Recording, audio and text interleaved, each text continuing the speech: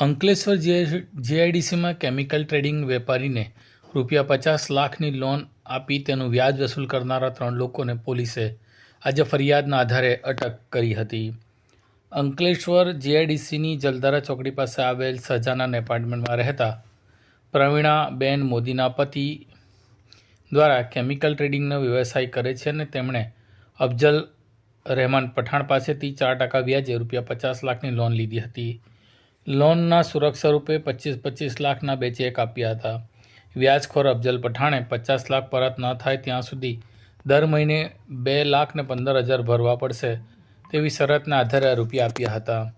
જો કે વેપારીએ 45 મહિનામાં 96 લાખ રૂપિયા રોકડા અને ઓનલાઈન 30 લાખ રૂપિયા ચૂકવી 1,26 લાખ રૂપિયાની રકમ ચૂકવી દીધી હતી તેવું તેમનું કહેવું છે.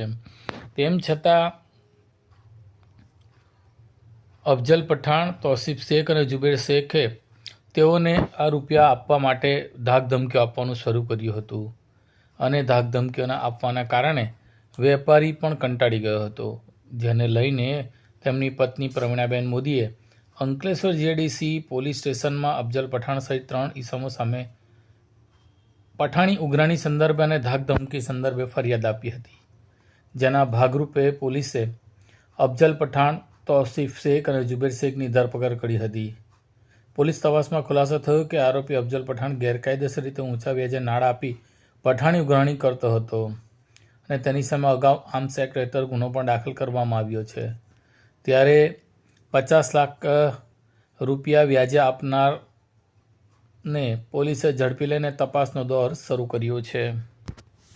कॉल करें अभी 8733053364 पर या 9426889560 पर. हिमालय इंटरप्राइजेज, जियो मार्ट डिजिटल भरूच,